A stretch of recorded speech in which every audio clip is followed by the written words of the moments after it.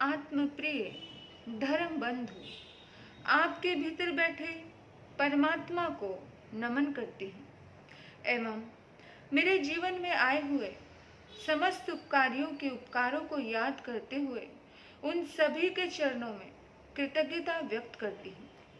प्रिय आत्मन, हमारी जिंदगी में बहुत सारे प्रश्न हमें परेशान करते हैं कि आखिर ऐसा क्यों। उसमें से एक प्रश्न ऐसा है, किसी ने मुझसे पूछा कि एक अच्छे पुरुष की क्या निशानी होती है। बंधु, एक अच्छे पुरुष की निशानी होती है कि वो कभी भी कमजोर पर वार नहीं करता है।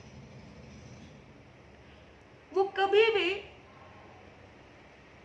जो नारी है उसके ऊपर हाथ नहीं उठाता है। वो नारी का सम्मान करना जानता है। एक अच्छे पुरुष की निशानी है कि वो मुसीबत आने पर भी उसका सामना दृढ़ता पूर्वक करता है। ये दूसरा पॉइंट है, याद रखना। पहला पॉइंट है कि वो कमजोर पर वार नहीं करता है, वो अपने लेवल के इंसान से ही भिड़ता है। दूसरा पॉइंट है कि मुसीबत आने के बाद भी वो दृढ़ता से उसका सामना करता है। वो पीठ दिखाकर के भागता नहीं है। मेरे बंधु, तीसरा पॉइंट मैं आपको बताना चाहती हूं कि दुख सहने की उसमें अपार शक्ति होती है। वो दुख से टूटता नहीं है, वो दुख में घबराता नहीं है, वो दुख को सहन करता है, दुख का सामना करता है। चौथा पॉइंट है कि वो खुद का गुणगान खुद नहीं करता है। मैंने ये कर दिया, मैंने वो कर दिया, मेरे अंदर इतनी काबिलियत है, मैं ऐसा हूं, मैं वैसा हूं। नहीं, वो कहता है फूल में खुशबू होगी तो पता चल ही जाएगा कि फूल खुशबूदार है। समझदार व्यक्ति, एक अच्छा पुरुष, एक अच्छा इंसान कभी भी अपनी बड़ाई मुंह से खुद नहीं करता है। इंसान को बहुत ज्यादा घमंड हो जाता है, वो स्वयं के ऊपर कभी घमंड नहीं करता है। एक बार की बात है, एक पेड़ का तना था। उस पेड़ के तने को अपने ऊपर अहंकार हो गया और बात करने लगा कि ये जो जड़ है, जो पेड़ की जड़ होती है, वो अंधकार में रहती है, उसकी कोई कीमत नहीं है, कोई उसे जानता नहीं है। अपनी हैंकड़ी आंकने लगा कि देखो, मैं तना हूं और मैं बढ़ता जा रहा हूं, मेरी बड़ी वैल्यू है। इतने में शाखा ने कहा, तने, तू इतना क्यों तन रहा है? इतना आकड़ मत, इतना ईगो में मत रह। तू तो सीधा सीधा सीधा सीधा बढ़ता जा रहा है। लेकिन हम शाखाओं को देखो, हमारे अंदर कितनी काबिलियत है, ये देखो। हम तो चारों तरफ से बढ़ रहे हैं, हम फल रहे हैं, फूल रहे हैं। इतने में टहनियां कहती हैं कि हमारा ज्यादा वजूद है, क्योंकि हम चारों तरफ घूम जाती हैं। पत्ते कहते हैं, नहीं नहीं, अरे तुम्हारे में तो स्वर नहीं है, हमारे में स्वर है, हम ज्यादा बड़े हैं, हमारे अंदर बड़ी काबिलियत है। और हम मधुर मधुर संगीत सुनाते हैं, पत्ते फड़फड़ाते हैं, लहलहाते हैं, और इसी की वजह से तो छांव आती है। सब अपनी अपनी तारीफ कर रहे थे, लेकिन जड़ नीचे धरती में इन सब की बातें सुन रही थी और सुन करके मुस्कुरा रही थी। क्योंकि कहा जाता है कि जो व्यक्ति ताकतवर होता है, जो व्यक्ति महान होता है, जिसमें कुछ काबिलियत होती है, उसको तो हंसी ही आएगी। क्यों आएगी? क्योंकि बड़े बड़ाई ना करे, बड़े ना बोले बोल। बड़े बड़ाई ना करे, बड़े न बोले बोल, हीरा मुख से ना कहे लाख हमारा मोल, हीरा मुख से ना कहे लाख हमारा मोल। तो कभी भी बड़ा अपनी बड़ाई नहीं करता है। देखा जाए तो जड़ के वजूद पर ही तना है, जड़ के वजूद पर ही टहनियां हैं, शाखाएं हैं, प्रशाखाएं हैं, पत्ते हैं। अगर जड़ ही नहीं है तो सब व्यर्थ है। लेकिन जड़ को कभी अहंकार नहीं होता। यानी कि जो अपने आप को, यानी जो मुखिया होता है, जो कुछ करता है, जो महानता की निशानी लिए हुए बैठा है, जो महानता के सद्गुण लिए बैठा है, वो कभी ईगो से नहीं भरता है। वो हमेशा इस बात का उसके अंदर हमेशा भाव रहता है कि भाई खुद का गुणगान खुद के मुंह से नहीं करना। हम तो इतना सा कुछ अच्छा काम कर लें और हमारे मुंह से तो पूरे लेक्चर सुन लें, हम तो ऐसे हैं जी, हम तो वैसे हैं जी, मेरे अंदर तो ये है जी, मेरे अंदर तो वो है। हम इतने काबिल अपने आप की काबिलियत बखान कर देते हैं। क्या सच में जिसमें काबिलियत होती है वो अपने मुंह से कभी अपनी बड़ाई नहीं करता? क्योंकि बड़े बड़ाई ना करें, इस बात का विशेष गौर करना। एक अच्छे पुरुष की निशानी होती है, एक अच्छे इंसान की निशानी होती है कि वो अपने मुंह से कभी भी अपनी बड़ाई करता नहीं है। फिर आगे एक पॉइंट और है कि वो दूसरे के भागे पर नहीं जीता है, वो दूसरे के भरोसे पर नहीं जीता है। वो खुद का कमाना जानता है, वो खुद के काबिलियत पे जीना जानता है। वो दूसरे के ऊपर डिपेंड होकर के नहीं जीता है। वो अपने आप में जीता है, अपने स्वाभिमान में जीता है। एक होता है अभिमान, एक होता है स्वाभिमान। इन दोनों में बहुत फर्क होता है। स्वाभिमानी व्यक्ति जिंदगी में दिनहीन कभी बनता नहीं है, जिंदगी में इतना स्ट्रोंग रहता है, अपने आप को कैसे भी मुसीबत आ जाए उसके चेहरे की मुस्कान कभी खोती नहीं है। ऐसा स्वाभिमानी व्यक्ति कभी किसी के आगे गिड़गिड़ाता नहीं है। ऐसा व्यक्ति जो जीवन में बहुत शिखर पे जाता है। मेरे बंधु, और याद रखना, शरीर के हष्ट पुष्ट होने से कोई पुरुष नहीं होता। आजकल इंसान सोचता है कि भाई मैं मर्द हूँ और मैंने जिम कर लिया है, मैंने ये कर लिया है तो मैं बहुत ताकतवर हूँ। आज दुनिया ताकत से नहीं चलती है, आज दुनिया सद्गुणों से चलती है। आज भी और कल भी और हमेशा भी। आप देखना, जितने भी महापुरुष हुए हैं, जितने भी अच्छे पुरुष हुए हैं, उन सभी के जीवन में कोमलता थी। एक अच्छे पुरुष की निशानी होती है कि उसके भीतर में विनम्रता होती है, उसके भीतर में सहजता होती है। एक अच्छे पुरुष की निशानी होती है कि उसके दिल में क्षमा करने का भाव होता है।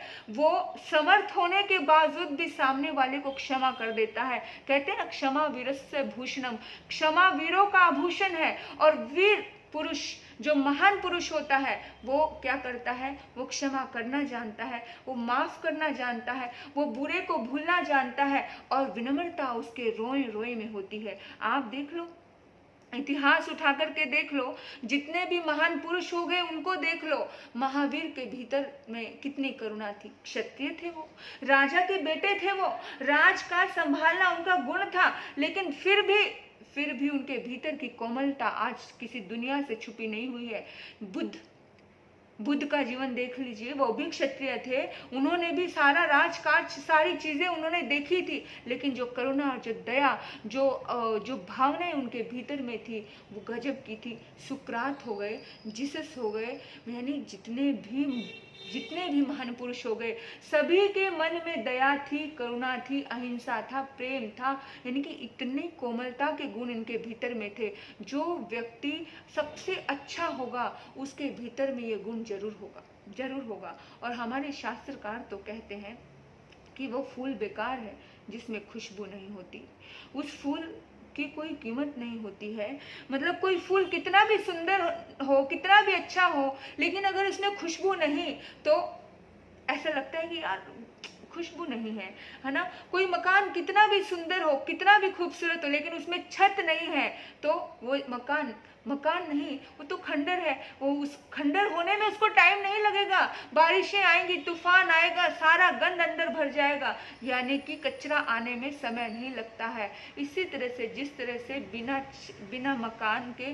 छत के मकान व्यर्थ है, बिना खुशबू के फूल व्यर्थ है। जिस तरह इसी तरह से बिना विनम्रता के, बिना सद्गुणों के, बिना कोमलता के इंसान का जीवन व्यर्थ है। इंसान के भीतर में कोमलता का एक सद्गुण होना बहुत ज़्यादा जरूरी है, और वो तभी वो वीर पुरुष है, तभी वो महापुरुष है, तभी वो एक शिखर पे जाने वाली ताकत रखने वाली वो आत्मा है। मेरे बंधुओं, इस बात का विशेष रूप से ध्यान रखना, वो वीणा वीणा ही क्या जिसमें मधुर झंकार नहीं, वो वीणा वीणा ही क्या जिसमें मधुर झंकार नहीं, वो पायल पायल ही क्या जिसमें मधुर गुंजार नहीं, वो पायल पायल ही क्या जिसमें मधुर गुंजार नहीं, वह मंजिल मंजिल ही क्या जिसमें उपलब्धियों का संकेत नहीं, वह मंजिल मंजिल ही क्या जिसमें उपलब्धियों का संकेत नहीं, और वह मानव मानव ही क्या जिसमें झुकने का संस्कार नहीं, वह मानव मानव ही क्या जिसमें झुकने का संस्कार नहीं, वो मानव व्यर्थ है, वो जीवन व्यर्थ है जिसमें झुकने का संस्कार नहीं होता, जो क्षमा करना नहीं जानता, जो प्रेम करना नहीं जानता। मेरे बंधुओं, आपने देखा है जो लचीला होता है वही वही कुछ बन सकता है। जब वृक्ष बहुत छोटा होता है तो उसको ऐसे ऐसे जैसे मर्जी हम ढाल ले, जैसा मर्जी हम आकार दे दें, है ना। जैसे ही वृक्ष अगर मजबूत बन जाता है, अकड़ जाता है, कड़क हो जाता है, फिर उसको सही कुछ भी आकार नहीं दे सकते। इसी तरह से मनुष्य लचीला होना चाहिए, विनयवान होना चाहिए, ताकि जैसा मर्जी उसे आकार दिया जा सके। एक बात हमेशा ध्यान रखना कि एक उदाहरणों के माध्यम से हमें महान पुरुषों ने समझाया।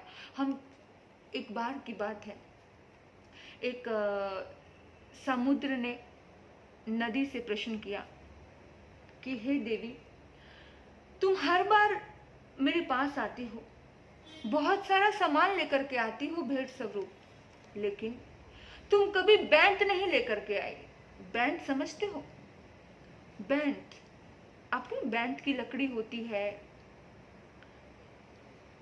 बड़े बड़े बड़े बड़े ऊंचे ऊंचे बांस जिसे बोलते हैं, बांस ऐसे ऐसे सीधे खड़े खड़े ऐसे झुके होते हैं वो, तो तुम कभी वो नहीं लेके आई। तो उसने, नदी ने कहा कि समुद्र देव, मैं क्या करूं, मैंने बहुत प्रयास किया कि मैं आपके लिए उपहार लेकर के जाऊं, लेकिन मैं असमर्थ थी, मैं नहीं ले पा आई आपके लिए उपहार। बोला, क्यों नहीं लेकर के आई तुम उपहार? ये बैंत ही चाहिए थी मुझे, लेकिन ये उपहार क्यों नहीं लेकर के आप आई हो तुम? बोला, समुद्र देव, बात ऐसी थी कि मेरी जब इच्छा हुई, जब मैंने बैंत को देखा कि नदियों के किनारे बैंत रहते हैं, नदियों के किनारे दोनों तरफ बैंत थे, तो मैंने सोचा इन बांस की लकड़ियों को, इन बांस के पेड़ों को, पौधों को मैं उखाड़ दूंगी। मैंने भाव बहुत तेज किया, इतना तेज भाव किया, जैसे ही मैंने भाव तेज किया तो वैसे ही वो बैंत पूरी की पूरी जमीन पर लेट गई, पूरी झुक गई समुद्र देव। और क्या करूं, झुके हुए को उखाड़ना मेरे बस की बात नहीं है। झुके हुए को उखाड़ना, जब बहाव आता है, जब तीव्र भाव आता है, तो वो वृक्ष एकदम झुक जाते हैं। आपको पता है, जितने बड़े बड़े तूफान आते हैं, उन तूफानों में जो झुके हुए वृक्ष होते हैं वो उखड़ते नहीं हैं, लेकिन जो सीधे स्पाट अकड़ के खड़े होते हैं वो टूट जाते हैं, वो बीच में से ही टूट जाते हैं। तो जो झुका होता है वो कभी टूटता नहीं है, जो अकड़ा होता है वही टूटता है, उसी को तकलीफ होती है। जो झुकी गया उसको क्या तकलीफ है ना। हमेशा जब नदी कहती है कि झुके हुए को सागर देव, मेरी तो क्या, इस दुनिया के अंदर कोई भी ऐसी ताकत नहीं है जो झुके हुए को उखाड़ दे। जो झुक ही गया है उसको उखाड़ना बहुत मुश्किल है। इस संसार के किसी भी कोने में चला जाए वो व्यक्ति सफल होता है, वो व्यक्ति पुरुष नहीं, वो महापुरुषों की श्रेणी में आता है। एक बात याद रखना, कुआं में जब हम बाल्टी छोड़ते हैं, वो बाल्टी जब झुकती है तभी उसमें पानी भरता है। जब तक वो तह पे तैरती रहेगी, जब तक वो ऊपर तैरती रहती है, तब तक उसमें पानी आता नहीं है। तो याद रखना, हमारे महापुरुष कहते हैं कि महान पुरुष की पहचान है उसकी विनम्रता। एक अच्छे पुरुष की निशानी है उसकी विनम्रता। उसके भीतर में कितना झुकने का भाव है, कितना समर्पण होने का भाव है, वही उसकी महानता की निशानी है। कहते हैं नहीं तो बेकार है, अगर किसी में झुकने का भाव नहीं है वो जीवन बेकार है। बेशक हजारों सद्गुण हो, लेकिन जो व्यक्ति अकड़ के रहता है उसके भीतर के सद्गुण सब नजरअंदाज कर दिए जाते हैं, क्योंकि उसमें झुकने का भाव नहीं है। और संत कबीर दास जी ने भी कहा, बड़ा हुआ तो क्या हुआ, जैसे पेड़ खजूर, बड़ा हुआ तो क्या हुआ, जैसे पेड़ खजूर, पंछी को छाया नहीं, फल लगे अति दूर, कबीरा फल लगे अति दूर। बड़ा हुआ तो क्या हुआ, जैसे पेड़ खजूर, पंछी को छाया नहीं, फल लागे अति दूर। तो ऐसा बड़ा नहीं होना है जी कि आपके पास आकर के, आपकी शरण में आकर के सामने वाले को सुकून ना मिले, आनंद ना मिले, शरण में आए हुए को माफ करना जाने। जितना हो सके, एक प्रसंग है, बड़ा प्यारा प्रसंग है। महाभारत का युद्ध प्रारंभ होने वाला था। दोनों तरफ की सेनाएं खड़ी हुई थी। युद्ध प्रारंभ होने से पहले धर्मराज युधिष्ठिर कौरव सेना के दल में पहुंचते हैं, और जैसे ही कौरव सेना के दल में वो पहुंचे, उसी समय धर्मराज युधिष्ठिर को आया हुआ देख करके द्रोणाचार्य, कृपाचार्य, भीष्म पितामह अपने अपने रथ से नीचे उतर गए। सोचा कि कोई जरूरी बात करनी होगी, लेकिन जैसे ही धर्मराज युधिष्ठिर ने अपने दोनों हाथ जोड़ करके प्रणाम किया, अपने महान पुरुषों को नमन किया, वंदन किया, उसी समय आशीर्वाद निकला, विजयी भव, विजयी भव, विजयी भव। तीनों ने आशीर्वाद दिया और युद्ध की आज्ञा लेकर के धर्मराज युधिष्ठिर चल पड़े। जब वो चले गए, इधर दुर्योधन को बहुत गुस्सा आ गया। दुर्योधन ने कहा, पितामह, आप सेनापति हमारे हो या धर्मराज के हो? आपने उनको आशीर्वाद दिया और विजय भव होने का, ये आप अन्याय कर रहे हो पितामह। पितामह कहते हैं, युधिष्ठिर एक महान व्यक्तित्व का धनी है, वो झुकने के लिए आया है और जो झुकेगा वो पाएगा।